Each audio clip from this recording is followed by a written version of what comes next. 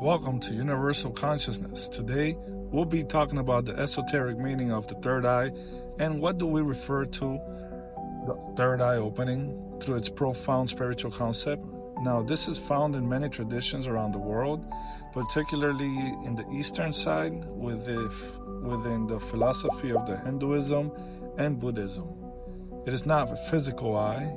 It is, in the conventional sense, a symbol, a gateway to a higher consciousness. Now, it is represented by the intuition and the spiritual insight. Now, here we'll be breaking down what we mean by the third eye opening. One, it is also known as the third eye in the Hinduism as the Ajna chakra. It is the Hinduism and yogic terminology that the third eye is primarily associated with the Ajna chakra in the sixth sense. Now, this is primary energy center, which is located in the middle of the forehead and slightly above the eyebrows. Now, Ajna in Sanskrit means to command or to perceive. Now, this chakra, it is considered to be the seat of intuition through wisdom and the inner knowing. It is the psychic abilities that when the Ajna chakra is open, it needs to be created through balance, because this will allow the individual to perceive the five physical senses at an outer state of consciousness per se.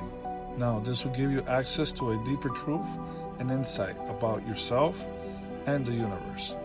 Now, this can manifest in many different ways. For example, it can heighten your intuition in a strong sense of the inner knowing or the gut feeling, as also known as clairvoyance. The clairvoyance ability is to be able to see clearly. Now, this is the non-physical energy within the aura and the vision field. This is also known as precognition, the ability to perceive future events, and clarity focus. Clarity focus is the improvement of mental clarity and concentration, as discernment is also well involved in the clairvoyance. Now, the spiritual awakening is within the topic. However, it's a deeper connection to one's higher self through the spiritual realms of consciousness. Now, the symbolic terminology of enlightenment, it can be confused throughout through traditions. However, the third eye symbolizes all of this we're talking about right now. It is what represents enlightenment. It is the shift that embraces through spiritual dimensions. Now, the third eye is always referring to consciousness. This is allowing us to transcend the ordinary perception and gives us access to the inner truth. Through Buddhism, the third eye is the depiction of the enlightened being, like the Buddha, which signifies the awakened one, in the spiritual terminology. Now, it is also related to the pineal gland. In some esoteric interpretations, the third eye is linked to the pineal gland as a small endocrine gland which is located inside the brain.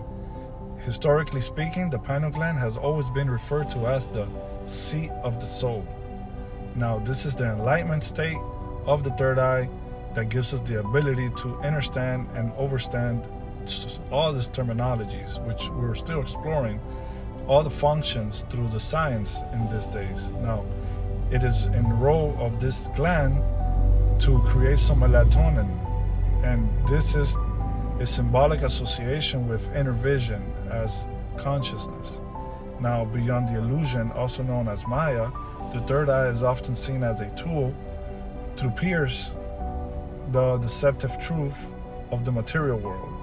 Now, by activating this third eye, one can perceive realities, and is a truly way of filtering the past experiences without judgment and the destructive transformation of different stuff that can happen through the timelines of the evolution as you progress in this term of a spiritual awakening, because it can be very transformative and destructive. So we need to understand what we're bringing to the table when we talk about a third eye opening, as is very common and popular nowadays, to attain this clarity through liberation. It is very important that we understand all this terminology and its core essence, because if not done with balance, this can do more harm than good. because you're going to be wide open to the astral plane. Now, in essence, the esoteric meaning of the third eye is all about the inner vision. It's seen with more than just the physical eyes. It's about perceiving the truth through intuition and the subtle energies that surround us in the daily lives. Now, the spiritual insight, it's gaining more profound understanding of the oneness through the self and the connectivity with the universe through the awakening that is being provoked. However, awakening is a whole process that we can use another type of video for this. Now, today we'll just be focusing on the third eye and how to transcend the ordinary through the consciousness and the higher states of awareness. Now, this is done through the wisdom as you go leveling up, per se, through the stages in the deeper wellspring of knowledge. Now, that is derived from the external learning world that we go ahead and take the step-by-step, day-by-day basis. Now, in mystical terms, this may be interpreted through the opening of the third eye. However, it's nothing more than a metaphorical process achieved through the practical, like meditation, like the mindfulness, like self-reflection, leading and enhanced perceptions of the self, and all this will end up through growth and conscious awareness. Now, this is what creates the opening. So if you're already following this path, you're literally already doing it. I mean, it's not a physical surgery. It's just about cultivating spiritual insight through intuition and higher awareness. This is all we're doing as we gradually go through the process of self-discovery. Now, the inner work, it's the step-by-step. Some practical activities can be done. However, this is incorporated into the dailies through the support and the process of meditation and visualization. Now, focusing on the third eye topic, you can do a lot of meditation, a lot of quiet space finding, per se, to yourself.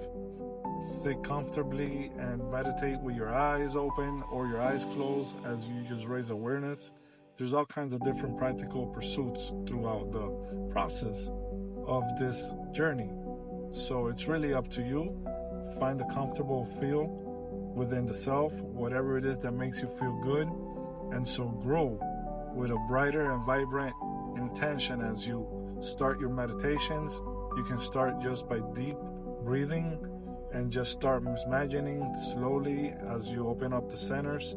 And this can expand the gaps between meditation and conscious awareness as your attention becomes natural from the exterior realm to the internal realm.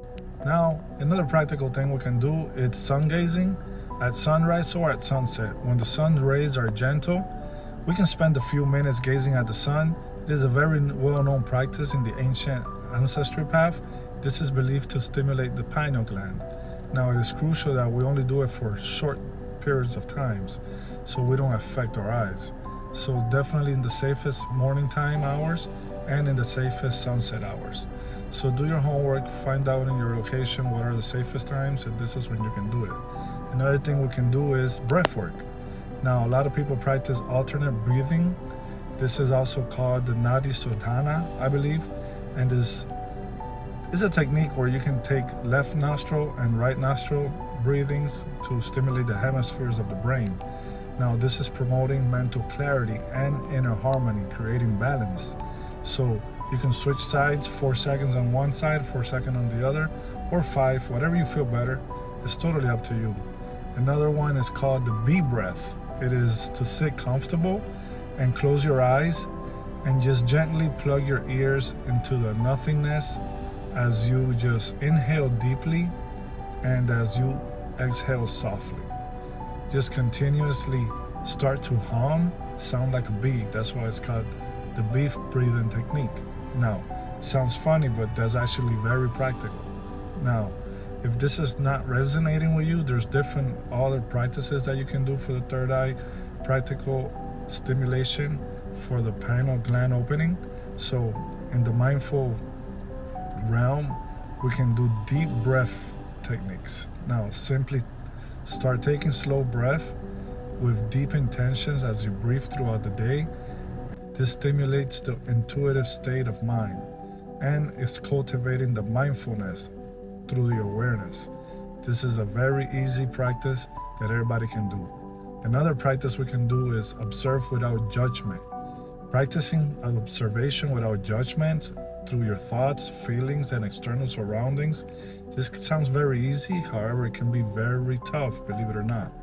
This will help create mental space and reduce a bit of that noise that we get kind of, bothered throughout the day, so that these things can obscure your intuition. Now, just pay attention and you'll be right in the present moment where you need to be.